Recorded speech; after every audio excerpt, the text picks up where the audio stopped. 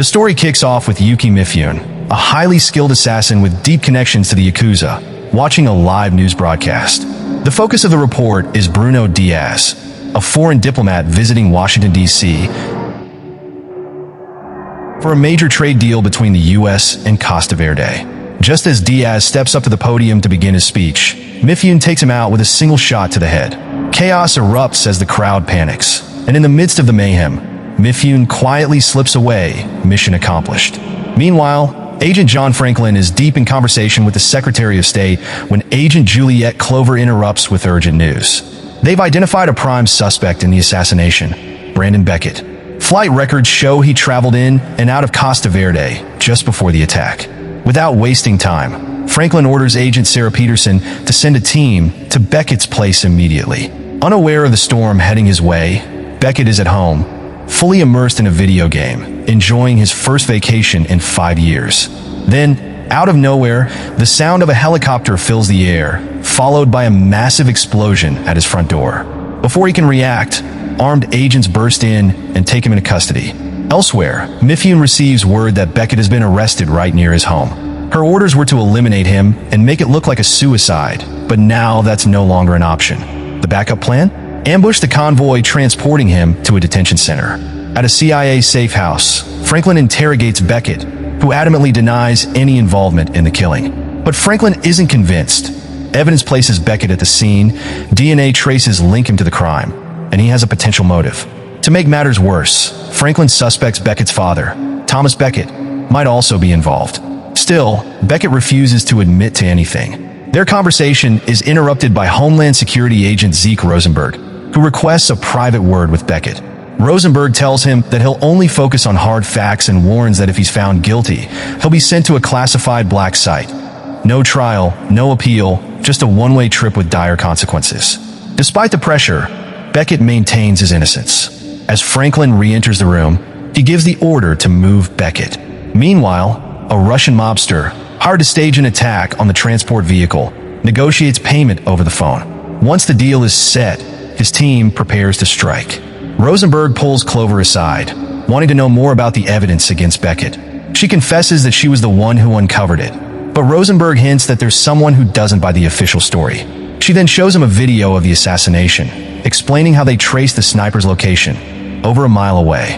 Only someone with Beckett's skill set could have pulled off such a shot. Rosenberg takes a closer look at the footage and notices something odd. Donald South, the CEO of Novosil Pharmaceuticals, standing in the crowd when he shouldn't be.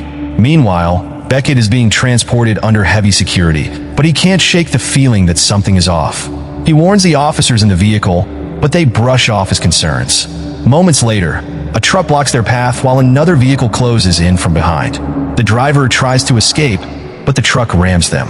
Before anyone can react, gunfire erupts from the pursuing car. The officers in the vehicle are hit and killed instantly.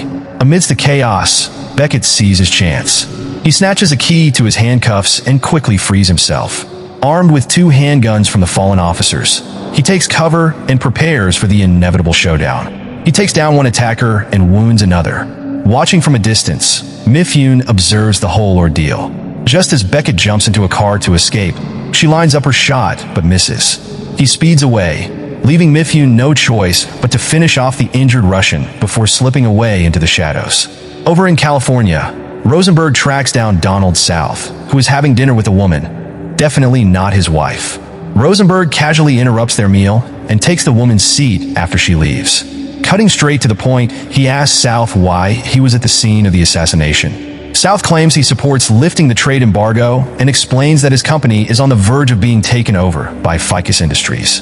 He suggests Rosenberg should follow the money. If anyone had a reason to stop the trade deal, it would be the people set to lose billions because of it.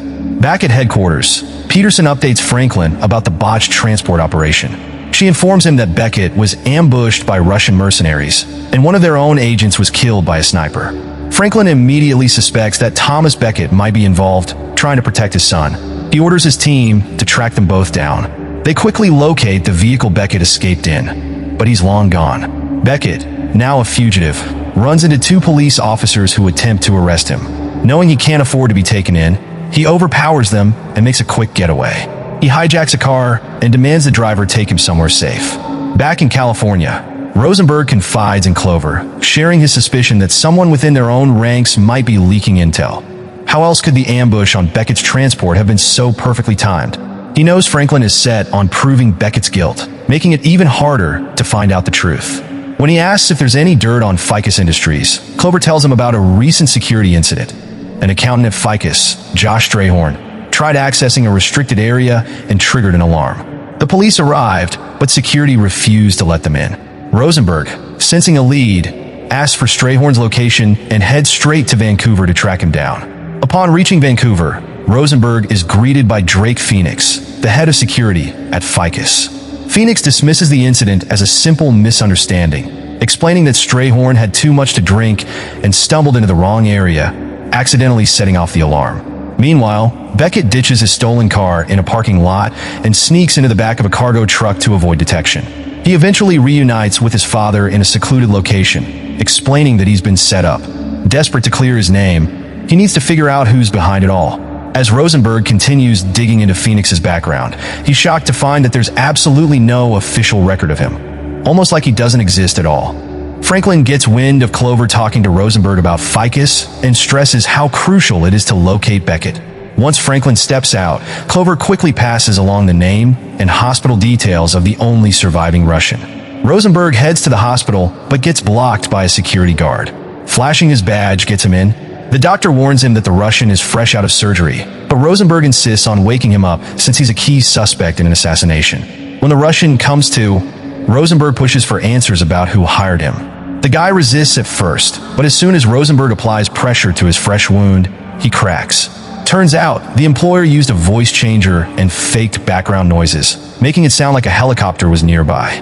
Meanwhile, Franklin's crew is combing through Beckett's house, looking for clues. Peterson stumbles upon a birthday card from Beckett's father that contains coordinates.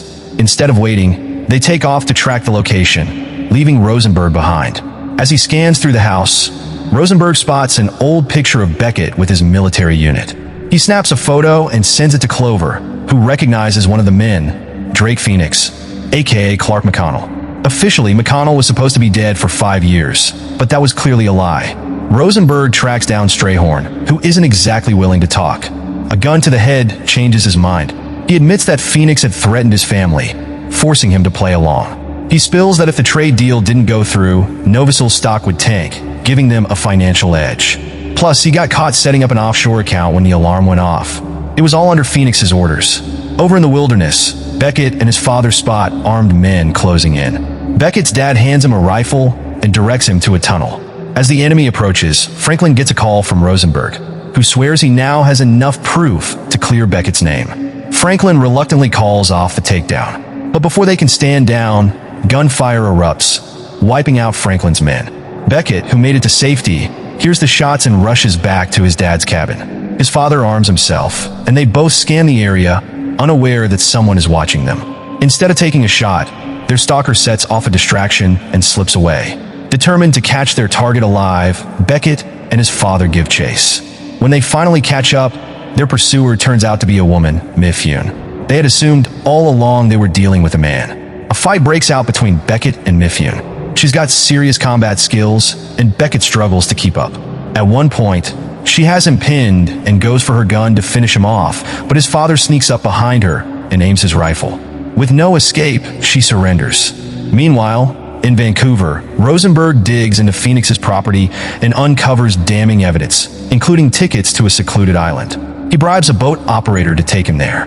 While interrogating the wounded Russian earlier, the guy had mentioned background noise from a helicopter, which lines up with the island's helipad. Franklin gets a call from Beckett, who confirms they've got Mifune in custody and she's ready to talk.